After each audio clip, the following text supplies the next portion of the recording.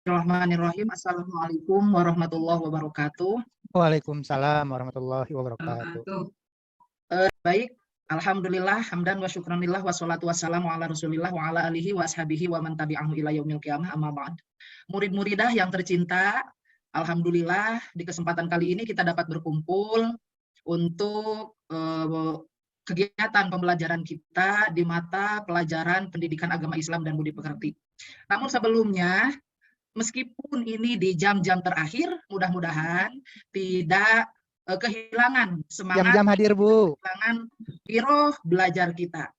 Nah, pada pertemuan kali ini insya Allah Ibu akan memaparkan tentang taat kepada aturan. Yang mana taat kepada aturan ini terbagi ke dalam beberapa sub. Ya. Nah, tujuan dari pembelajaran ini kita mengetahui apa itu pengertian taat kepada aturan. Selanjutnya kita akan mengidentifikasi dan menyebutkan dari dalil taat kepada aturan. Juga kita sebagai murid dan muridah itu dituntut untuk bisa menjelaskan dari makna dalil tentang taat terhadap aturan. Nah, nanti untuk proses kegiatan belajarnya kita adakan diskusi, bisa dibagi-bagi dulu untuk kelompok-kelompoknya. Nanti di sini Ibu akan menayangkan PowerPoint dari materi yang akan kita pelajari saat ini. Nah, ini materi dari pendidikan agama Islam dan budi pekerti untuk kelas 11. Kelas 11 semester pertama, semester 1 atau semester ganjil. Dan ini merupakan pertemuan pertama kita. Insya Allah 1 jam setengah ataupun 120 menit. Kemudian kita akan mempelajari tentang taat kepada aturan. Ini ada kompetensi inti. Tidak akan Ibu bacakan, hanya boleh dilihat aja. Ini ada kompetensi dasarnya dan indikator pencapaian. Nah, ini tujuan dari pembelajaran. Nah, selanjutnya materi untuk materi taat kepada aturan itu terbagi atas beberapa sub pembahasan.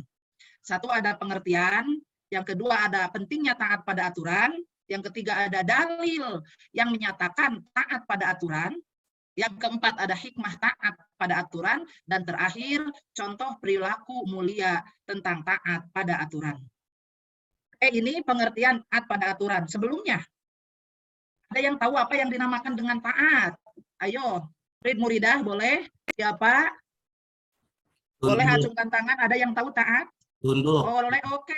Kalim, apa? Tunduk bukan Bu? Apa? Tunduk. Tunduk, iya tunduk. Ada lagi yang mau menambahkan? Satu. Menuruti aturan. Menuruti aturan, iya boleh. Masih ada enggak? Tindakan aturan Bu. Apa Nurhaida? Tindakan atau aturan Bu, aturan.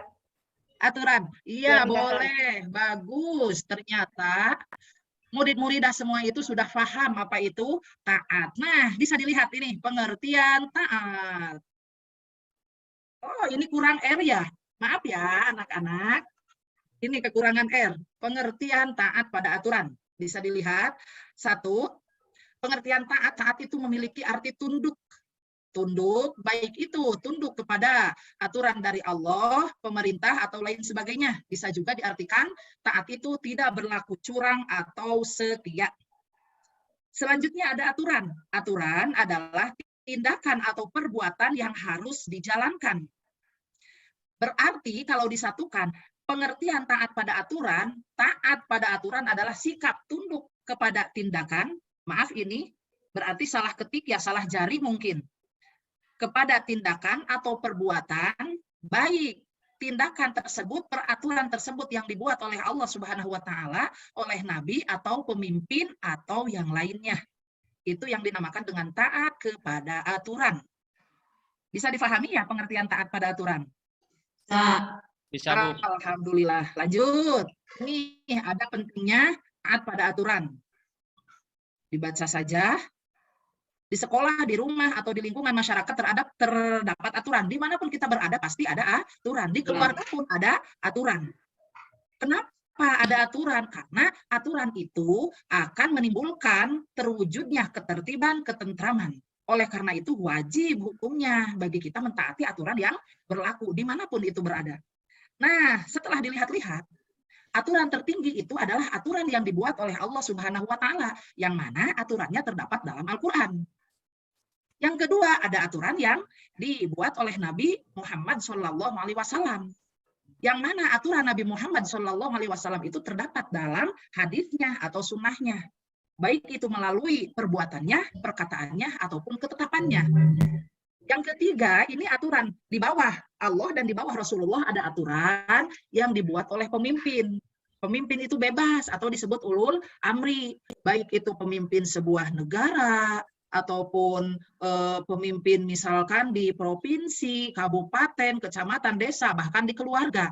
Bisa juga pemimpin dalam sebuah lembaga, baik itu lembaga sekolah ataupun lembaga pesantren ataupun lembaga-lembaga lainnya yang pastinya di setiap lembaga itu ada pemimpinnya. Nah, ini di sini ada dalil Al-Quran yang menyatakan tentang taat pada aturan. Ini dalil Al-Quran bisa dilihat di Al-Quran surah An-Nisa ataupun surah yang keempat ayat 59. Bisa dilihat, bisa dipahami. Nah, ini adalah dalil Al-Qurannya. Boleh sedikit diperhatikan. A'udzubillahi minasyaitonirrajim. Bismillahirrahmanirrahim. Ya ayyuhalladzina amanu athi'ullaha wa athi'ur rasul wa ulil amri minkum. Fa in tanaza'tum fi syai'in farudduhu ila Allahi war rasuli in kuntum tu'minuna billahi wal yaumil akhir. Dzalika khairu wa ahsanu ta'wila. Itu adalah dalil yang menyatakan tentang taat terhadap aturan. Nah, nanti kalian di sini akan Ibu kasih bukan soal, ya, kasih LKPD untuk kegiatan berdiskusi tentang dalil dari perbuatan taat terhadap aturan. Selanjutnya, tadi bisa dilihat ini di atas, ada dalil, ada hikmah taat kepada aturan. Ini kita bisa lewat dulu ya. Ini dulu. Nah, ada hikmah taat dulu. Nanti itu yang dalilnya kita pelajari karena memang yang akan kita pelajari itu tentang dalil taat terhadap aturan. Ini ada hikmah ketika kita mentaati aturan. Satu, hati dan pikiran akan menjadi tenang dan lebih bertanggung jawab. Yang kedua, kehidupan akan lebih tertata dan terarah. Tiga, akan mendapatkan kemudahan dalam segala urusan. Empat, tidak akan banyak waktu yang terbuang. 5, tidak akan terjerumus ke hal-hal yang baru. Dan terakhir, akan mendapat keutamaan pahala dari Allah Subhanahu wa Ta'ala. Ini untuk aturan, hikmah ketika kita mentaati pada aturan. Bisa dipahami ya? Hai. Halo. Kemana? Ini tes Bisa. ada tidur ya? Enggak, Bu. juga. Kan sama Ibu mengaparkan. Lapar enggak? Enggak. Iya, Bu. Ya, tenang aja. Sebentar lagi kita istirahat. Semangat dong, semangat. Semangat. Angka. Lanjut ya. Lanjut. Nanti kalian akan dikasih ini lembar kerja tentang dalil Al-Quran taat terhadap aturan. Nah, dalam tugas tersebut, tugas diskusi tersebut, Ibu menginginkan kalian itu bisa mengidentifikasi hukum tajwid ataupun makharijul huruf yang terdapat dalam Al-Quran surah An-Nisa ayat 59. Penerapan hukum tajwidnya seperti apa? Nah, bisa kalian lihat dulu nanti di sini sebelum dibagi kelompoknya. Namun sebelumnya akan Ibu bagi kelompok dulu ya. Oke, untuk kelompok pertama, apakah sistem kelompoknya mau milih sendiri atau mau dipilih? Dipilih saja. Dipilih saja ya.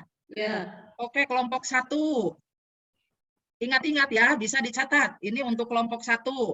Di sini kelompok 1 ada Yeti, Kalim, Sehudin, Eka, dan Fitrah. Awas, ingat-ingat. Itu kelompok 1. Udah? Udah. Kelompok 2 ini ada Arif, Zamzam, Cucu, Eti, dan Nur Haidah. Siap? Siap, Bu. Oke. Nah, Semangat. sebentar Ibu tayangkan dulu. Nanti ini untuk tugas-tugasnya seperti ini. Pertama, kalian cari arti per kata dari Al-Quran Surah An-Nisa ayat 59 tersebut. Arti per kata. Udah. Terlalu berat, Bu. Enggak, ini Mas Zamzam suka berat-berat La aja. 1, Mir 1. Terlalu berat, Bu. Enggak, coba aja dulu. Kita Dan belajar jangan sama-sama. menerjemahkan perkata Bu kalau aja belum tamat.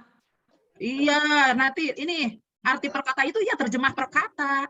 Nah, terus yang kedua, penerapan hukum tajwidnya. Ayo, penerapan hukum tajwid.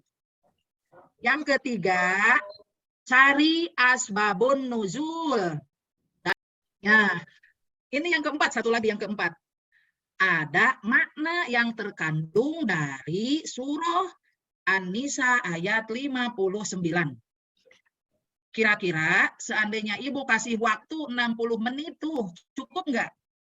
Cukup. Cukup, Bu. ya? Lebih dari cukup ya? Sama Ibu dikasih contohnya sedikit-sedikit ya. Ibu yakin anak-anak, murid-muridah semua pintar-pintar. Cuman kebanyakan pada malu, gitu aja. Ayo keluarkan dong potensi dirinya. Yakin, ini semua murid-muridah pintar loh. Solih-solihah dan pintar juga. Nah, itu. Terus nanti, ini untuk kelompok 2 ada asbabun nuzul. Boleh dicari. Nah, kira-kira kan waktunya 60 menit. Mau mencari ke perpustakaan dulu boleh. Mau mencari lewat internet, kita ikut ke lab juga, lab komputer boleh. Pokoknya cari aja. Yang terakhir ini untuk kelompok 2 ada isi kandungan. Nah, seperti ini. Ya, Bisa udah mengerti, dimengerti? Bu. Ya, bisa ya. Bisa. Semangat anak-anak. Yo. Habis waktunya 60 menit. Oke, siapa dulu yang mau membacakan, mempresentasikan hasil diskusi? Kelompok 2 dulu, Bu. Yang mau kelompok 1 dulu atau kelompok 2? Kelompok 2. Oke, kelompok 2 ini. Siapa ini? Saya aja, Bu. Siap. Mangga, Cucu Terima silahkan. kasih izin kepada Ibu Guru dan teman-teman. Iya. Untuk tugas kelompok 2 yaitu asbabun nuzul dan makna atau kandungan Quran surat An-Nisa ayat 59. Tugas asbabun nuzulnya dikemukakan oleh riwayat Imam Bukhari Ya. bahwa turunnya Quran surat ini berkenaan dengan diutusnya Abdullah bin Hujafah bin Qais oleh Rasulullah SAW sebagai pemimpin pada suatu pasukan. Nah, itu untuk asbabun nuzul. Kemudian untuk isi kandungannya, yang pertama taat dan patuh kepada perintah Allah. Yang kedua menaati tuntunan Allah dan Rasul. Yang ketiga mematuhi ketentuan ulul amri. Yang keempat jika ada masalah kembalilah kepada Al-Quran. Nah, itu hasil dari diskusi kelompok 2, Bu. Terima kasih. Assalamualaikum. Siap, Cucu. Alhamdulillah. Bagus. Ya, pemaparannya sangat mengena. Nilainya 100 ya, Bu ya. Bagus ya, Bu. Kelompok 2 nilainya 100 ya, Bu ya. 100 itu untuk Cucu. Zam-Zam tidak fokus kan? Nah, Kelompok 2, Bu. Zam-Zam ikut enggak diskusi? Ikut, Bu, walaupun sebentar. Tadi kan idenya dari saya. Nah, Beda tuh dengan Salahuddin yang ngobrol dulu di pojok, Bu. ya oke, itu udah ada asbabun nuzul dan makna kandungan yang terdapat dalam Al-Quran surah An-Nisa ayat 59. Selanjutnya untuk kelompok 1 ya. Gimana kelompok 1? Identifikasi tajwid ya, Bu ya? Apa? Iya. Iya, gimana? Apakah ada kesulitan? Tampilkan Bu huruf itunya Bu, Iya, ayatnya Bu. saya lupa itu. Boleh Boleh. ditampilkan ayatnya Bu. Nanti Pak ya, itu Kalim yang Ini. ngomongnya. Ini pemaparan hukum tajwidnya seperti ini boleh, enggak? Boleh ditampilkan Bu itunya Bu, ayatnya. Oh, ayatnya nih. Ya, saya nggak ada ininya, nggak ada Qurannya Bu di sini. Oh, iya. Biar dibaca langsung. Mangga. Ya, baiklah. Terima kasih. Assalamualaikum warahmatullahi wabarakatuh. Waalaikumsalam Dari warahmatullahi kelompok satu wabarakatuh. akan sedikit menjelaskan atau memaparkan tentang hukum tajwid yang terkandung dalam surat An-Nisa ayat 59. Yang kurang lebih ayatnya begini ya. Ya ayyuhalladzina amanu atiullah wa ati rasul ila akhir ayat. Ya, Gitu. ya boleh. Hafal ya. Yang pertama hukum tajwid lafaz ya ayyuha itu ada hukum tajwid yang majzaid munfasil ya, yaitu karena ada huruf mad, ya itu huruf mad. Nah, ketika bertemu huruf alif di depannya, maka panjangnya menjadi 2 sampai 4 harokat, maka itu dinamakan hukumnya mad jaiz munfasil. Mad artinya panjang, jaid boleh, munfasil artinya terpisah. Terpisah artinya 2 suku kata.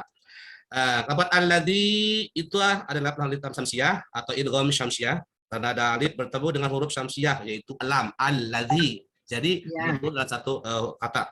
Lafaz alladzina ada mad tabi'i karena ada huruf mad di situ, huruf mad itu ada 3, wa alif ya dan ya itu. Nah, di situ ada alladzi nama tabi'i karena ada huruf mad yaitu ya sukun. Nah, ya sukun dan sebelumnya ada huruf yang harokat kasroh. Jadi panjang sepanjang 2 harokat alladzina atau 2 ketukan. Seperti itu gambarannya. Lafaz amanu ada mad badal karena ada asal katanya adalah hamzah a gitu. Nah, itu amanu.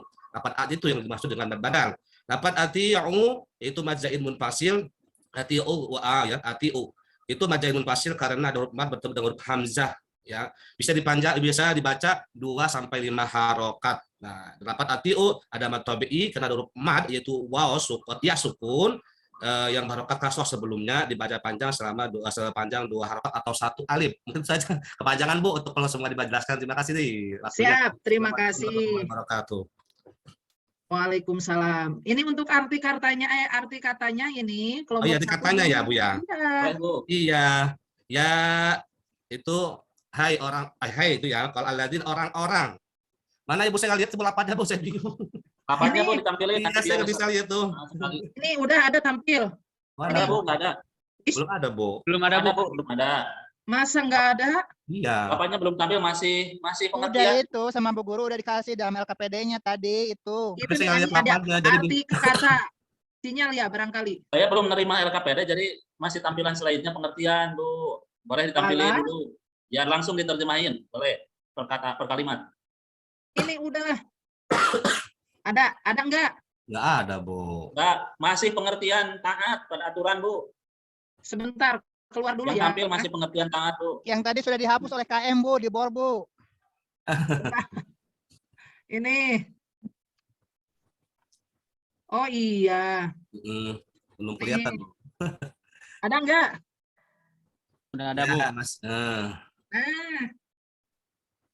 Ada. Ada. Tuh itu arti perkata. Oke, arti perkatanya kelompok 1. Mungkin Bukan Pak yang- Syaikhul, ya mau dibaca. Bukan, yang maksudnya yang itu Suruh Bu, ayat. yang kalimat panjangnya, Ya ayyuhalladzina Yang panjang. amanu atiullah. Nah, itu. Nah, itu Udah betul. ini. Boleh, silakan. Boleh, siap. Ya ayyuha, wahai alladzina, orang-orang yang amanu, beriman, ati'u, kalian harus taat Allah kepada Allah. Wa ati'u, kalian harus taat ar-rasul, pada rasul. Wa ulil amri, dan kepada pemerintah minkum di antara kamu.